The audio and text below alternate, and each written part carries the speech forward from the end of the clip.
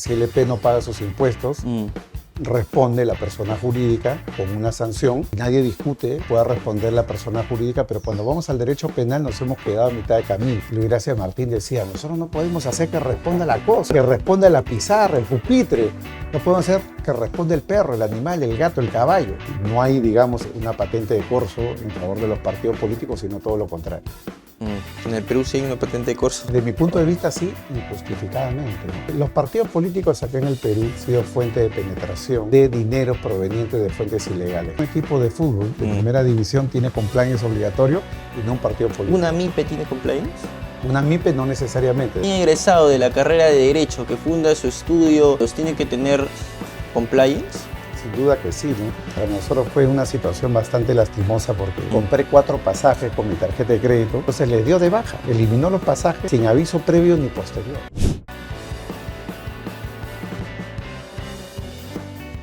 Hoy contamos con la presencia del doctor Caro Coria, con quien vamos a platicar sobre el tema que ustedes están viendo en pantalla: personas jurídicas, implicancias societarias, la prueba de la responsabilidad de la persona jurídica en los delitos de lavado de activos y corrupción de funcionarios. Vamos a plantear a lo largo de esta conversación diversos tópicos jurídicos, casos interesantes, casos hipotéticos, para que todos podamos aprender. Doctor Carlos, le doy la bienvenida a la tribuna de entrevistas del EP. ¿Qué tal, Francisco? Muchas gracias por la invitación.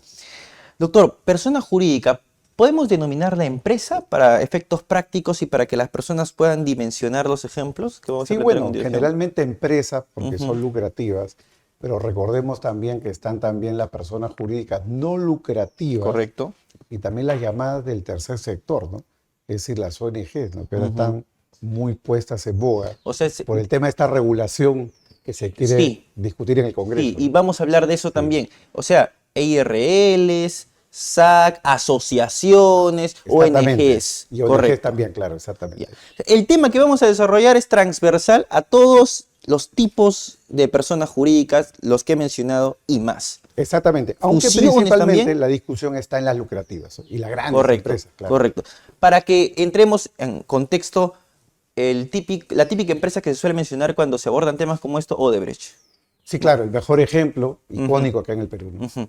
Ahora, correcto. Las personas jurídicas, la típica discusión, y empecemos por allí, por favor, ¿tienen responsabilidad penal?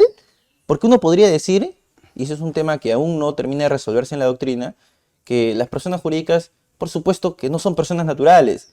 Si hoy usted, al salir de esta entrevista, comete un delito, a usted se le puede imputar dolo, culpa, ¿no? Si yo lo ayudo, coautor, ¿no? Pero una persona jurídica. Bueno, pero lo mismo se plantea en la vía civil, ¿no? Si yo tomo un microbús para ir a mi oficina y choque el autobús por negligencia del conductor, yo puedo demandar al conductor y al propietario del vehículo y a la empresa de la cual es propietaria del vehículo, porque existe la llamada responsabilidad vicaria del empleador. ¿Por qué aceptamos la responsabilidad civil de la empresa?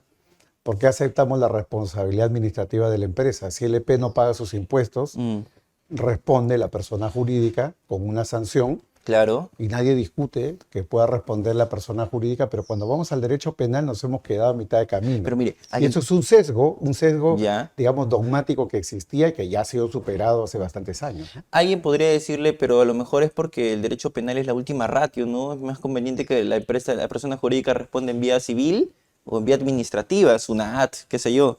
Desde luego, pero ya para decir eso ya habríamos superado la primera barrera. Tendríamos que aceptar que sí puede cometer delito y con ello más bien entraríamos a discutir en qué casos graves la persona jurídica debería de responder. Tú empezaste diciendo el caso Odebrecht. Sí. En el caso Odebrecht estamos hablando de megacasos de corrupción, donde creo que al público le quedaría claro que si una persona, si un policía que paga, digamos que recibe una coima de 50 soles, va a prisión y lo vemos todos los días, porque una empresa que ha pagado coimas con su patrimonio, no estamos hablando de la plata del señor Barata o de la plata del señor Odebrecht, sino plata que sale de las cuentas de Odebrecht. Correcto. Para pagar corrupción, según lo que la propia empresa ha declarado en el agreement que suscribió con los Estados Unidos en diciembre del 16, porque esa empresa no podría responder penalmente.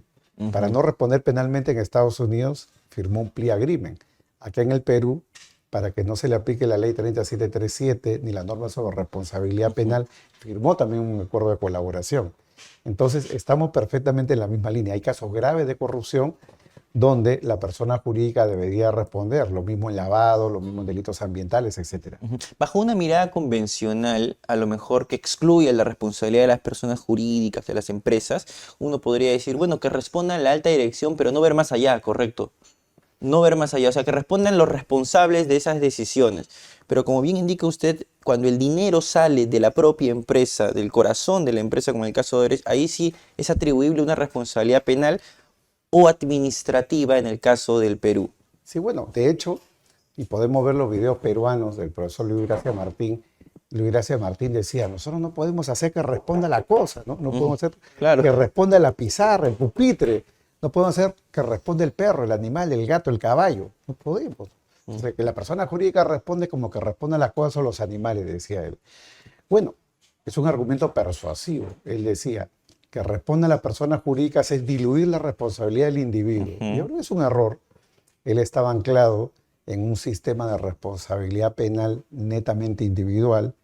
Él era defensor del finalismo, donde necesariamente tenía la persona que tener una psiquis para cometer un crimen o un delito finalista, teoría finalista que él defendía más. El profesor Gracia Martín decía que él iba a culminar la obra de Belzel en el sentido de darle sentido, coherencia y superar toda la crítica que había de los funcionalistas a los finalistas, obra que lamentablemente nunca pudo culminar, no solo porque falleció, sino que yo pienso que era inculminable, ¿no? Porque ya es una tesis o, digamos, metodología del derecho penal absolutamente superada de hace más de 50 años, ¿no? Entonces, volviendo a nuestro punto, la persona jurídica responde tanto por razones dogmáticas, no hay ninguna limitación, y por razones de política criminal. Hay casos graves donde el derecho penal puede cumplir un rol de prevención. Ya. ¿Y cuáles son los castigos que recibe la persona jurídica? Bueno, evidentemente la persona jurídica no ¿Dilución? tiene libertad de movimiento, ¿no? A mí me pueden encerrar, a ti.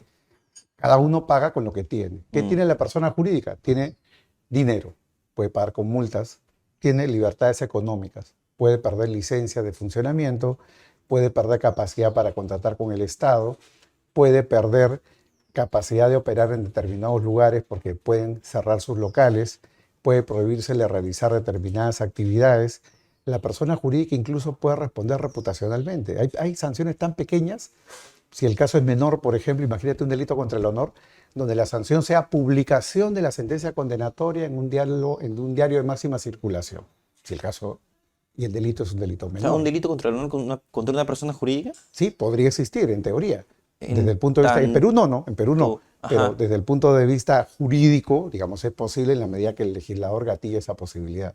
O sea, en el Perú no existe algún conducto legal que viabilice eso. A ver, lo que tenemos en Perú hoy en día es una dualidad. Ya. Tenemos por un lado la ley 3424, mal llamada de responsabilidad administrativa, que es penal para determinados delitos, corrupción, lavado, etcétera, un grupo muy pequeño de delitos.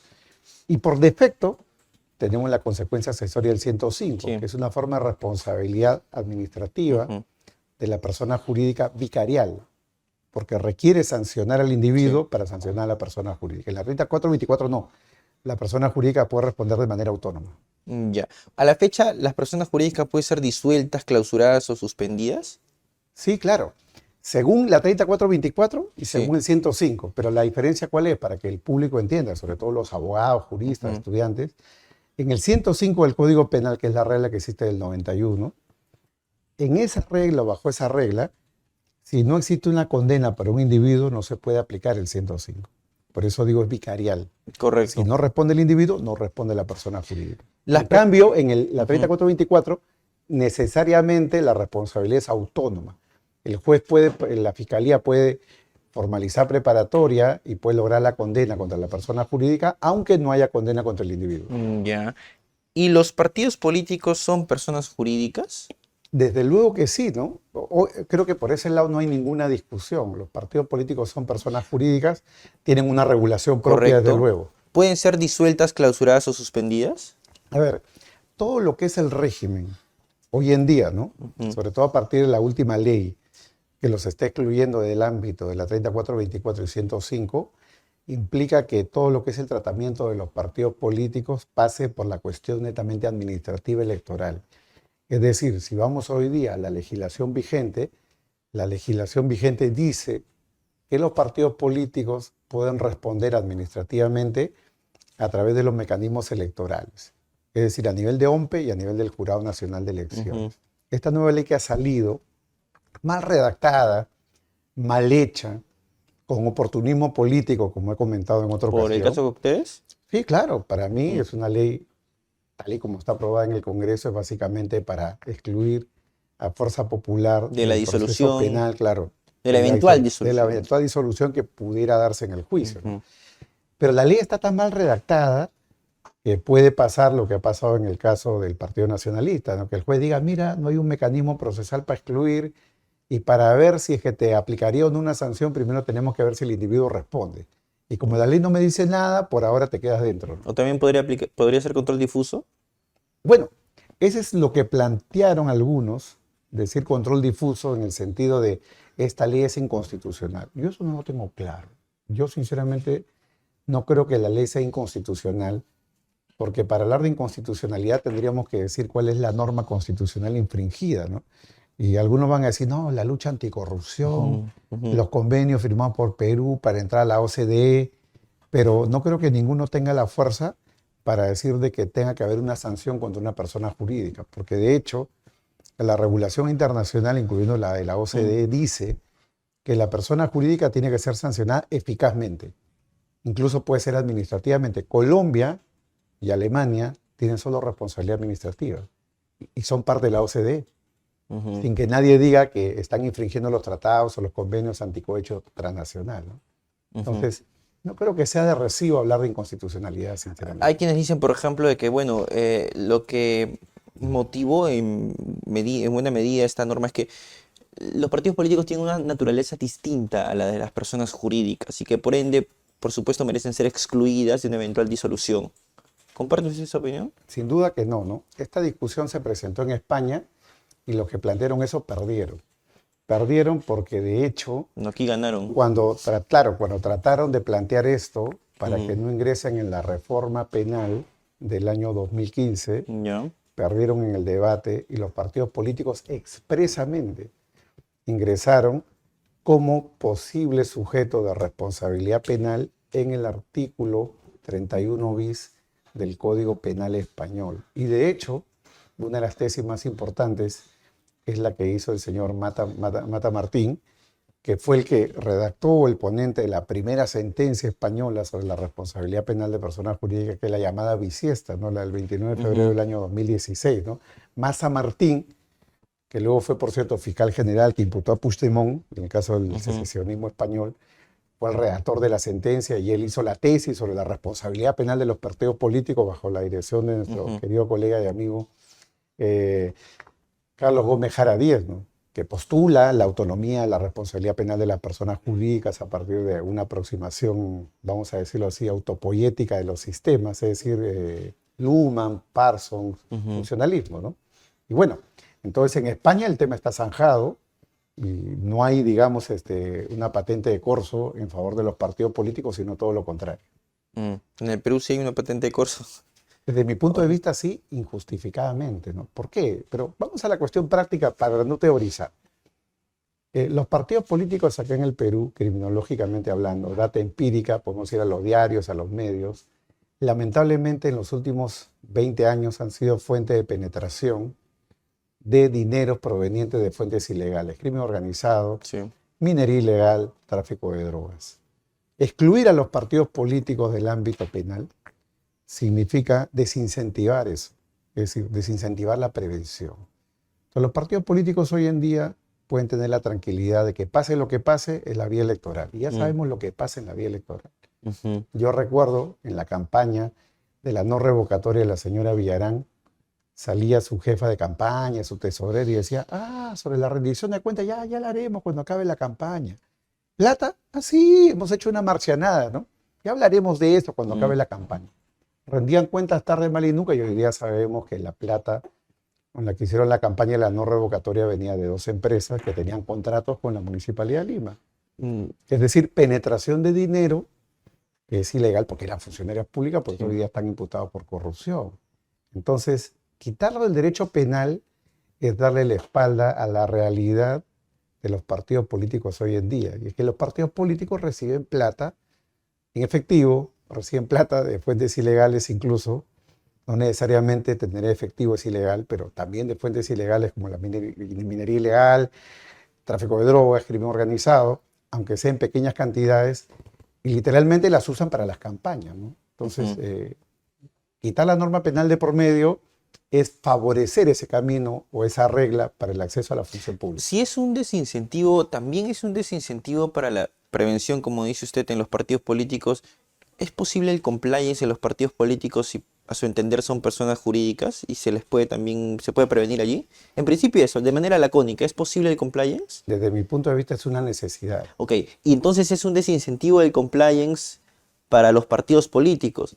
O sea, pero en los hechos, ¿se hacía compliance en los partidos políticos? Mira, en los hechos no existe compliance a nivel de los partidos políticos, Y en... pero te dejo con esta contradicción. Ya. Una casa de cambios tiene compliance, no un partido político. Un equipo de fútbol de primera división tiene compliance obligatorio y no un partido político. ¿Una MIPE tiene compliance? Una MIPE no necesariamente, depende a qué se dedica. Si es una casa de cambios, sí.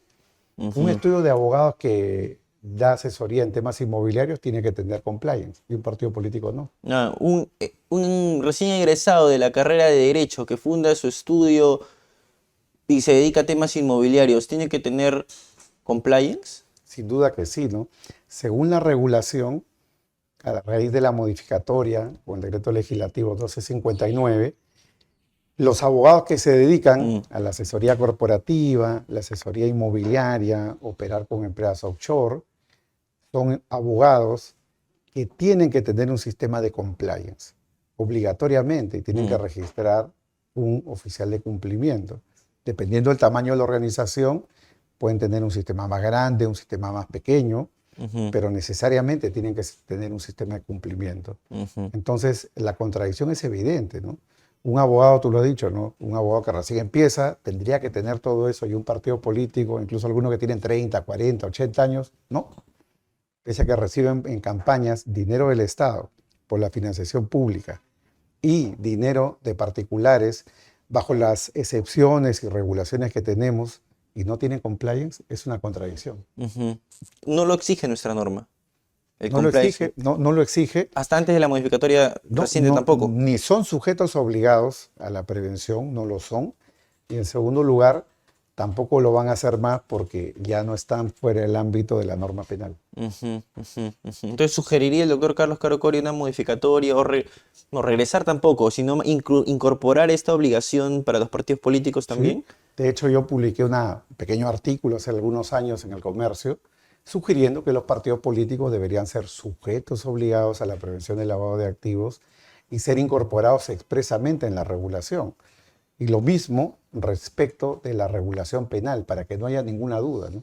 Lo que ha pasado es que ante la duda los han sacado, ¿no? Ahora, saliendo un poco del tema de los partidos políticos, ¿qué ocurre, por ejemplo, cuando las empresas se fusionan? Cuando las empresas se fusionan y a lo mejor yo empresa A y usted empresa B, yo heredo todos los problemas suyos administrativos, dígase también penales. Vamos, yo que soy la empresa A, respondo, también eventualmente podría tener responsabilidad penal por haberme fusionado con Caro y Asociados, ¿no? Que es la empresa B, heredando todo eso. Claro. Es un escenario hipotético, por supuesto. Claro, no. Porque además su estudio es que tiene harto ISO. Sí, tenemos dos ISOs, la ISO anticorrupción y la ISO de compliance general, sí. Pero así, cerrando este paréntesis. Sí. No. Este tema está relativamente estudiado en el mundo del compliance y son los temas del M&A, ¿no? Merger and Acquisition, fusiones y adquisición. ¿Qué pasa cuando hay una adquisición? Entonces, el adquirente, vamos a decirlo así, absorbe la responsabilidad, hereda la responsabilidad. Claro. Digamos, en principio uno tendría que decir, claro, por supuesto que sí, claro que vas a heredar, porque uno compra activos y pasivos. Y un pasivo es la responsabilidad civil, laboral, administrativa que tenga la adquirida o la absorbida en el ejemplo. Yo no fui diligente, ese podría ser. Claro. Y ahí viene el tema, lo que tú estás mencionando precisamente, el tema de la debida diligencia. Claro. En el due diligence, ¿tú observaste esto, sí o no, o fuiste engañado? Ese es el punto.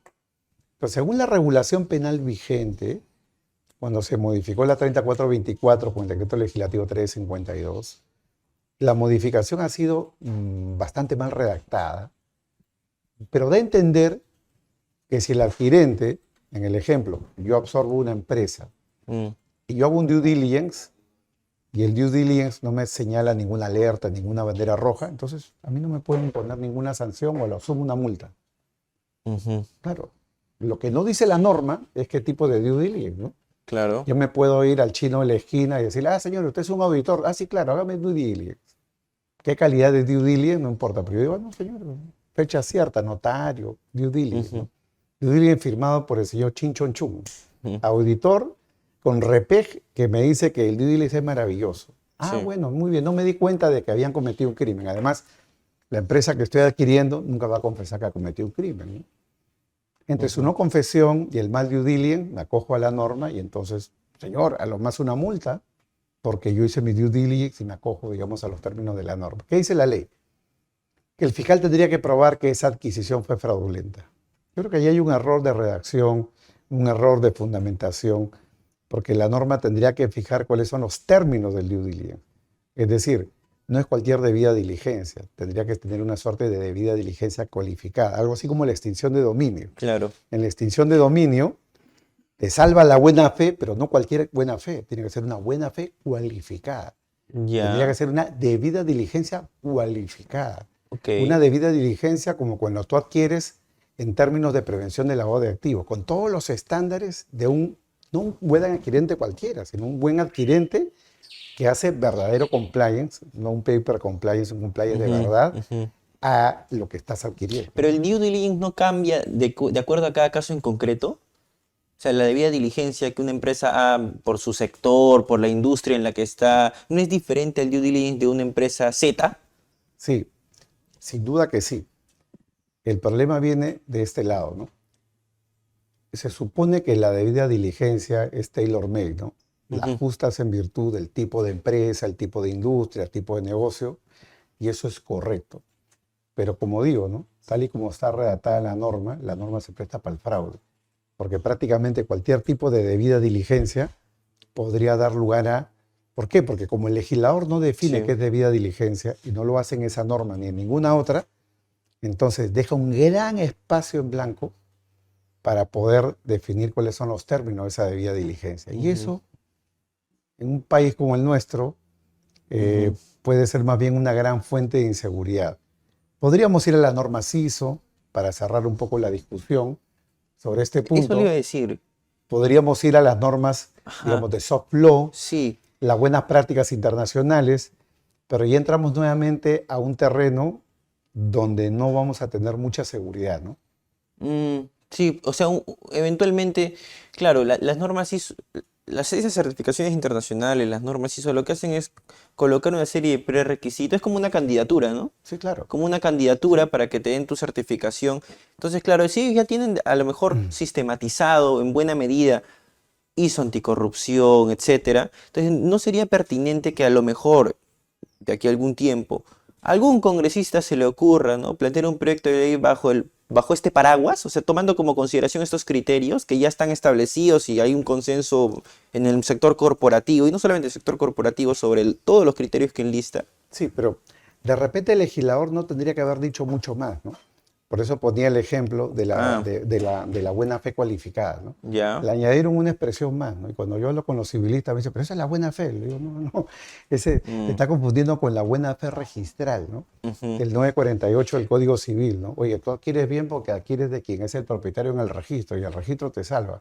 Eso no es la buena fe cualificada. En extinción de dominio, la buena fe cualificada es una debida diligencia tan alta que es casi como la de prevención de lavado de activos. Entonces, acá podrían haber puesto, no muchas palabras, pudieron haber puesto due diligence o debida diligencia cualificada, mm. incluso remitiéndose a los estándares internacionales Claro, de manera o a las genérica, normas ¿no? de prevención de lavado de activos y con eso cerraban un poco la discusión. Ujú, No había que poner muchas palabras más tampoco. ujú, ujú, correcto. ¿Hay algunos criterios en torno a la imputación de una persona jurídica que actúa de manera dolosa? ¿Hay algunos criterios en torno a eso que aproximen un poco la mirada de un juez frente a un caso en donde hay una persona jurídica que está siendo sindicada o acusada por actuar con dolo? A ver, vamos a ver. En los sistemas de imputación, tratando de Ujú, reducir la discusión que es bastante, digamos, amplia, sistemas como el nuestro, y hablo de Perú, Argentina, Chile, México, España, Italia, tenemos un sistema que yo denominaría mixto, ¿no? Y lo digo enfrentándome muy claramente a los que dicen que es un sistema de autorresponsabilidad. ujú, Yo no creo que sean sistemas de autorresponsabilidad porque se exigen tres cosas. Uno, delito del individuo. Dos, el beneficio o el provecho en favor de la persona jurídica. ujú, Y en tercer lugar, la falta de compliance. Los que ponen el acento en la autorresponsabilidad ujú. ponen el acento en el tercero. Dicen, la persona jurídica responde por la falta de compliance. Sí, claro, estoy de acuerdo contigo, pero te estás olvidando el beneficio o provecho y te estás olvidando el delito del individuo. No, es que esos son antecedentes, son, digamos, Ujú, algo así como prerequisitos o algo que debe preexistir, pero el verdadero fundamento de la responsabilidad es el 3. Llámalo como quieras, pero curiosamente el uno y el 2 vienen de Estados Unidos. El uno y el 2 aparece en la primera sentencia que fundamenta la constitucionalidad de la sanción de personas jurídicas, ¿no? Que es la sentencia del 23 de febrero de 1909 de la Corte Suprema Federal, es decir, la Suprema Corte de los Estados ujú, Unidos, del caso de la New York Central and Hudson Railroad, que era una empresa de ferrocarriles, donde se condena a la persona jurídica a 9.000 y tantos dólares, a que sería hoy día como 3 millones y algo, ujú. poquito, sería hoy día, porque hoy día ponen multas de 7.000, 10.000 millones de dólares, por un tema que hoy día llamaríamos de derecho de la competencia, derecho penal de la competencia. Y bueno, ¿qué dice la sentencia? Esto es constitucional porque estamos aplicando ahí el responde superior, responsabilidad vicarial. Responde porque comete la infracción el Sí. individuo y por el beneficio. Esos dos elementos que aparecen en Italia, España, Perú, Argentina, Chile, México, por citar ejemplos, vienen del sistema americano, sistema vicarial. Entonces no me pueden decir que tenemos un sistema puro porque estos dos primeros elementos son elementos Mm, heredados del sistema vicarial. El tercero es una criatura propia que la inserta Italia en su regulación del año 2001, pero tiene un antecedente en una regulación australiana del año 1995, que es el tema de la debida diligencia, cuando la persona jurídica no tiene debida diligencia. Entonces, eso se introduce y algunos le quieren llamar eso, hacerlo pasar como un tema un tema de autorresponsabilidad. Por eso yo digo es mm, mixto, es una mezcla entre un sistema y otro, es un híbrido. Y yo creo que en eso Héctor Hernández Basualto, que es un colega chileno, caracteriza muy bien, un discípulo del profesor Tiedemann, caracteriza muy bien el sistema como un sistema de, digamos, mezcla, sistema híbrido entre la ujú, hetero y autorresponsabilidad. Entonces yo creo que esos son los tres criterios clave a los que tiene que atender el juez. Y así como ujú. los penalistas, y disculpa que me extienden la respuesta, Pancho, decimos, el delito no es la acción típica antijurídica y culpable, y Claro. eso te lo debes saber de todas las clases Ujú, que has escuchado en el EP. ujú, Tendríamos que decir, ¿no? El delito de la persona jurídica es ABC. 1, delito del individuo. 2, provecho-beneficio. 3, no compliance. Es como el ABC del derecho penal de la responsabilidad de persona jurídica y es lo que se tiene que enseñar y aprender, ¿no? ujú, ujú. Y ahora, si el dolo es conocimiento y voluntad, Ujú. hablando de estos temas, ¿cuál es el nivel de análisis del conocimiento y la voluntad? Sí, eres muy inteligente porque como buen comunicador no pierdes la pregunta, ¿eh? Y no he tratado de rehuirla porque en eso estabas antes de que me Ujú, extendiera en toda esta vuelta. Voy a responderte de esta manera. Este es un tema del que efectivamente rehuyen muchas veces los penalistas, porque los penalistas tienden a objetivar la respuesta diciendo, no, no, no, tenemos que probar estas tres cosas y se acabó. Es decir, no hay imputación subjetiva. Justamente una de las conferencias del foro que tenemos la otra semana sobre derecho probatorio, ujú, vamos a tener una mesa extraordinaria con Miguel Polaino Ors y mi querido amigo José Antonio Carollón, donde van a hablar sobre la imputación objetiva y subjetiva y la prueba de la imputación objetiva y subjetiva. y ese añadido de la prueba, Eso eso es es un potente. ingrediente Y me voy a remitir ahora importante. al trabajo de mi querido también amigo, profesor Percy García Cabello. Y en un trabajo súper interesante publicado recientemente, trabajado de la mano, ¿no? De la cátedra, o en el marco de la cátedra del profesor Wixel, él ha puesto a relieve digamos, los bemoles, los claroscuros de esto que el penalista rehuye, la imputación subjetiva. ¿Cómo probamos el dolo de la persona jurídica? Y claro, clásicamente tendríamos que decir, no, es el dolo del director, el dolo del gerente, ¿no? No es así, ¿no? Tendríamos que entrar, y yo en eso coincido con Percy García, en el manejo de la información corporativa. Es decir, el grado de conocimiento que tú le imputas a la persona jurídica. Y el grado de conocimiento implica imputar dolo o culpa, ¿no? Sí. Y ese grado de conocimiento tiene que ser objetivado corporativamente. ¿Cuáles son los canales de comunicación que hay? Y no importa a quién llegó, quién supo, qué no supo. Lo importante es ver qué manejo de información hubo dentro de la corporación. ¿Cuál es el bagaje de información corporativa que hubo? Que ¿La corporación sabía o no sabía? para aterrizarlo, las actas del directorio o la información que circula en el Microsoft Teams, la información que circula por el Notion, por el Trello, que son sistemas que de alguna manera permiten gestionar las diversas áreas de la empresa. Mi ¿A querido eso se Pancho, refiere? mi querido Pancho, en tiempos, digamos, donde todo es información y todo es digital, Sí, toda fuente de ya. información digital, porque ya los abogados sabemos que lo primero que van a buscar los fiscales son las actas de directorio, muy bien, y los libros de junta de accionistas, ¿no? Ujú, Y todo el mundo sabe que ahí es bien difícil que encuentren ujú, rastros de la comisión de un hecho ilícito, ¿no? ¿A qué ya. van los fiscales hoy día? Correos electrónicos, WhatsApp, información digital, basura digital. Ujú, Así como en algún caso, y no voy a mencionar nombres, los fiscales fueron y vieron el tacho de basura sí, en una oficina, van al tacho de basura virtual, ¿no? Recuperan información para ver qué han eliminado, qué información se ha eliminado. Y hay casos en los cuales hasta se ha encontrado información grabada digamos, reuniones virtuales, ¿no? Zoom, no te hablo de Perú, ujú, Zoom, Teams, lo mismo que te he claro, señalado. Toda esa información sirve, ¿no? Para construir el conocimiento corporativo, correcto. sin importar quién, porque estás imputando a la persona jurídica. La persona jurídica sabía, sí, en virtud de esto. Oye, que no, pero no lo sabía todo el directorio. No importa, señor, estamos discutiendo lo que sabía la persona jurídica.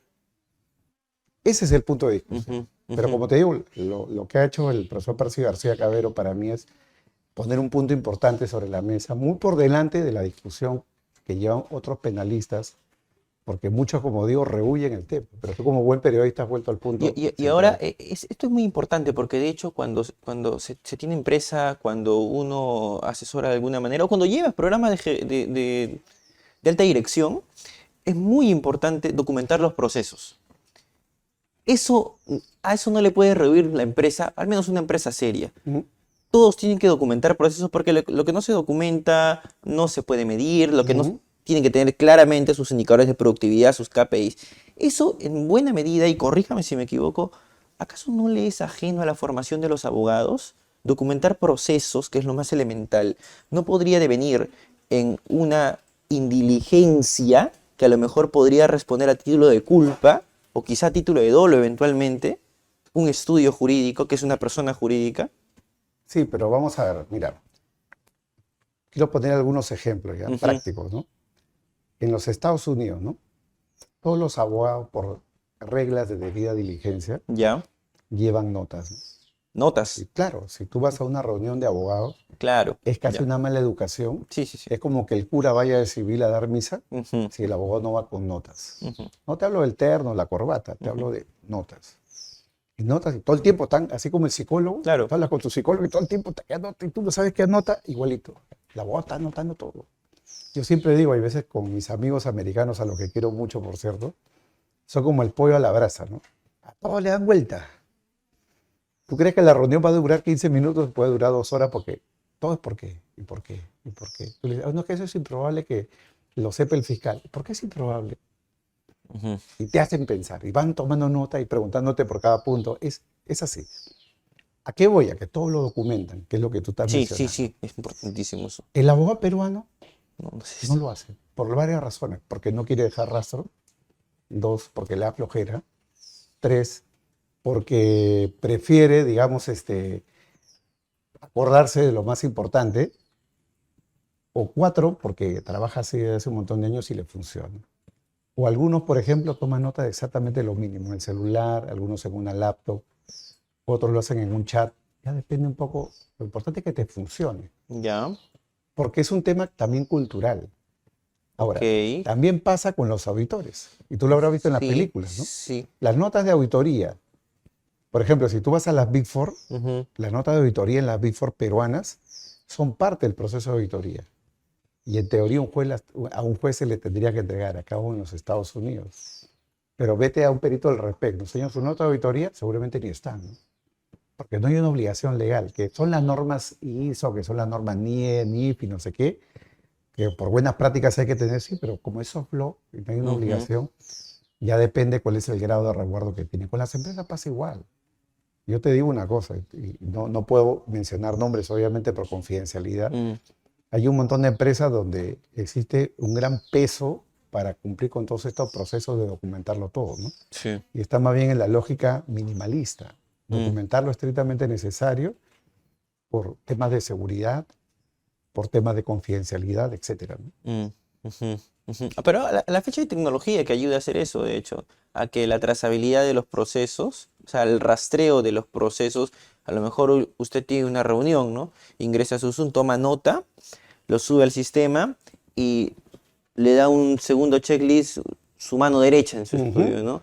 Ahí hay un proceso, Sí, hay un proceso. sí, claro. Es decir, si a lo mejor de aquí en un escenario hipotético hay una imputación, una investigación contra una persona jurídica, de un abogado que documenta de esa manera sus procesos, no hacerlo, no hacer absolutamente nada con relación al rastreo de sus procesos para la trazabilidad, podría devenir en una indiligencia.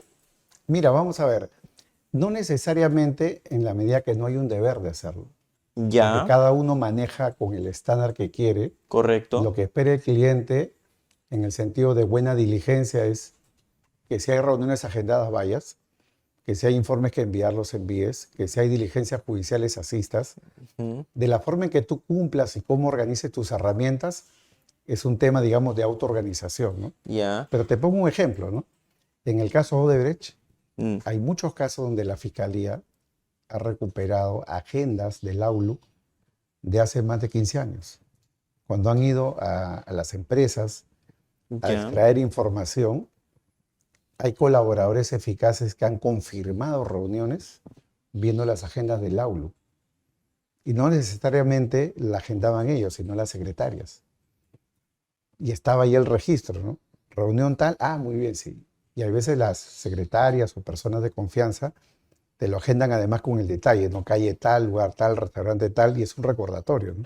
Ujú, Te ves incluso con envío de correo a las personas que van a estar en la reunión, ¿no? ujú, ujú, Claro, ese tipo de datos, por ejemplo, informáticos o digitales, generan fiabilidad, ¿no? Son datos de corroboración, ujú, porque tienen certificación digital por el tiempo y permiten corroborar una información respecto a una reunión, ¿no? ¿Tenía la secretaria la obligación de hacerlo? Seguramente no, ¿no? ¿Tenía el señor este la obligación de hacerlo? Seguramente no, ¿no? Simplemente lo hacían por buena diligencia. Alguien podía tenerlo en un papel, como el doctor Jorge Avendaño, me acuerdo que todo lo apuntaba en una libretita y él me ujú. decía, yo cada mes uso una y al mes siguiente la tiro, ¿no? No sé si la guardaría todas, eso no sé, pero de pronto él no tendría algún registro informático, pero todo en papel, ¿no? Y hay gente que hasta ahora sigue anotando sus reuniones en un Claro. papel, ¿no? ¿Y cómo acreditas la prevención de delitos, por ejemplo, si existe esa práctica de anotar en papel y no tener procesos estandarizados, No, no, documentados? claro. Bueno, ¿O la carga de no, no, la prueba no. la tiene la fiscalía? Bueno, tú tienes un sistema de prevención, ¿Ya? ¿ya? Tienes que tener en cuenta lo siguiente. El sistema de prevención es un sistema donde la carga de la prueba la tienes tú. Tú ¿Ya? tienes la carga de probar porque es un eximente De responsabilidad. o digamos, un fundamento para una reducción de responsabilidad. En lo que es la teoría del delito, Ujú, la fiscalía prueba la imputación. Todo lo que es la reducción o lo que son eximentes, como por ejemplo la legítima defensa, la tiene que probar la defensa. Entonces, conforme al estándar peruano, tú tienes que llevar las evidencias de que tienes un sistema de cumplimiento y en el caso concreto, y hablando ya de un proceso concreto, tendrías que probar que has tenido controles. Por ejemplo, si ha habido un hecho de corrupción respecto de un caso, un cliente concreto, un proceso concreto, tú tendrías que tener las evidencias, con lo cual tu sistema, por minimalista que sea, tendría que tener las evidencias mínimas de que esos controles existen. Un ejemplo, ¿no? Si sucede de que una persona de tu organización, una empresa, está buscando una licencia y en el sistema existe una regla según la cual los empleados están prohibidos de reunirse con funcionarios fuera de oficina, y tú puedes probar que ese funcionario firmó la capacitación, firmó las políticas aceptando esta regla, y luego sucede que este funcionario se reunió, este empleado se reunió con un funcionario público fuera de oficina, entonces está probando que tienes un sistema que en el caso concreto tenía una regla que este empleado ha violentado. Claro, no tienes que probar dónde estaba el empleado, no tienes que probar que el empleado estaba sometido a geolocalización, porque no lo necesitas, pero sí tienes que probar con un registro trazable de fechas y todo, de que este empleado estaba capacitado y sabía de que estaba prohibido de reunirse con funcionarios fuera de la organización o fuera del despacho del funcionario público. Como sucede, ¿no? Con los hermanitos, oye, vamos a tomar un café, ¿no? Claro, y eso lo tiene que probar la empresa. Entonces, en un ejemplo así, uno dirá, oye, esto es un indicio fuerte de que este no es un hecho de la empresa, este es un hecho del empleado. La empresa ha estado en compliance y este empleado ha defraudado el sistema de compliance, ¿no? Ahora, ¿qué puede pasar? Que el empleado diga, no, es que en verdad mi jefe sí sabía, tendrá que probarlo él, ¿no? Y ahí viene lo que algunos llaman, aunque yo creo que con cierta imprecisión, las cargas dinámicas de la prueba, ¿no? Idas y vueltas, ¿no? Doctor, muchísimas gracias por su participación en esta secuencia de entrevistas. A modo de conclusión, algunas reflexiones en torno al compliance. ¿Tiene futuro el compliance en el Perú? Desde mi punto de vista, sí, pero seamos realistas, ¿no? El compliance es un costo. Las empresas, las organizaciones no surgen para ser compliance, surgen para lograr su objeto social, seas una ONG, una asociación sin fines de lucro, seas una empresa, lucrar. Y siendo el compliance un costo autorregulatorio, si podríamos llamarlo así, para las empresas es importante estar en compliance cuando sea necesario. Entonces, hay un punto de equilibrio, así como el óptimo de Pareto, ¿no? Entonces, para una microempresa, prácticamente no es una necesidad. Para una empresa pequeña, tal vez tampoco, pero una empresa mediana, grande, una transnacional, sin duda que sí, ¿no? Y hoy en día, tener estos sistemas de prevención, más que andar pensando que con eso tienes un paraguas, o más que andar pensando que con eso eres ético, yo creo que lo fundamental es generar confianza en los negocios y sobre todo crear una cultura de cumplimiento, ¿no? Porque cuando todo el mundo empieza a verte que en verdad eres una persona fiable en los negocios, es una buena carta de presentación para los bancos, clientes, colaboradores, proveedores. Y de verdad que los negocios fluyen con más rapidez cuando estás con esas reglas. Muchísimas gracias, doctor. No quiero concluir la transmisión sin preguntarle sobre esta noticia que hemos publicado hace apenas unos días. 8 abogados que llevaron sus casos ante el Indecopi, y usted aparece entre los 8, de hecho. Una resolución del Indecopi, usted en calidad de denunciante contra la aerolínea Iberia. ¿Qué fue lo que pasó?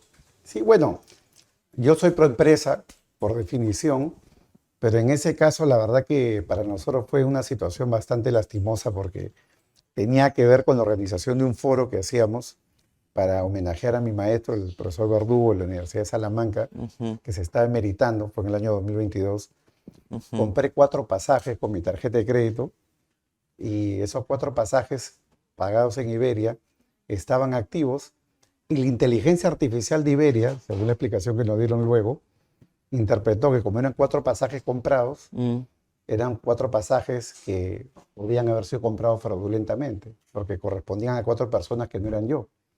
Entonces les dio de baja, eliminó los pasajes sin aviso previo ni posterior. ¿Y solo para... ¿De quién eran los pasajes? Eran los pasajes del profesor Verdugo, la profesora Zúñiga, el profesor Ballestero y el profesor Demetrio, ¿no? Que eran 4 expositores que venían para esta actividad, además no lucrativa, que era una actividad netamente académica, y que en efecto llevamos a cabo en mayo del año 2022. Pero tuvimos que comprar nuevos pasajes, nuevas rutas, con escala más caro. Y cuando reclamamos en Iberia nos dijeron que los pasajes no existían, que lamentablemente se habían eliminado, pero no nos dieron ni aviso previo ni aviso posterior. ¿Indecopi multó o amonestó? Y el Indecopi los multó en primera y en segunda instancia. En julio del 2023 salió Sí. la resolución de primera instancia y esta se ha confirmado este año, ¿no? Ok. ¿Y le devolvieron el dinero, el monto de los Sí, pasajes? sí, la devolución Como medida se, correctiva. la devolución se produjo, Ujú. más que como medida correctiva, a lo largo del proceso se produjo, pero nosotros Ah, lo que ya, queríamos era vale. el precedente, ¿no? Era el Mm, precedente de que este tipo de cosas no pueden pasar, porque además era la inteligencia artificial, o sea, ujú. no es que hubo un dedo diciendo vamos a anular los pasajes, fue la inteligencia artificial, y es cuando la inteligencia artificial no está bien calibrada. Yo espero que Claro. Iberia ya la tenga mejor Pero entrenada. de esa multa no le correspondió No, no, ningún no, porcentaje. para nada, ¿no? ¿Sabe usted que hay una discusión en torno a que si los consumidores deberían recibir un porcentaje de las multas que impone el Indecopi, ¿no? Sin duda que sí, ¿no? Sin duda que ¿Le sí, hubiese gustado recibir un porcentaje de pero esa no, multa? no, en verdad no, ¿no? Para nosotros lo importante era el precedente, ¿no? Mm, Y comentarlo en un foro como este es algo que alienta a que los consumidores puedan ejercer su derecho, porque como digo, no es que un empleado de Iberia tuvo la mala intención de hacerlo, fue la inteligencia ujú. artificial. Y son los casos donde la inteligencia artificial no está al servicio de las personas, sino todo lo contrario, ¿no? Cuando me indica de que Iberia le devolvió el pasaje, o sea, no sometieron eso a una conciliación. No, antes de la conciliación ya habían devuelto los pasajes. O sea, nosotros, pese a que devolvieron los costos de los tickets, fuimos al proceso para la sanción.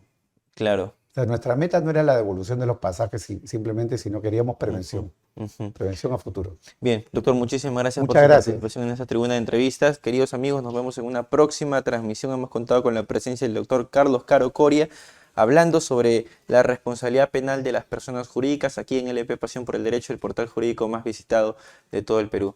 Me despido de todos ustedes, queridos amigos. Permiso.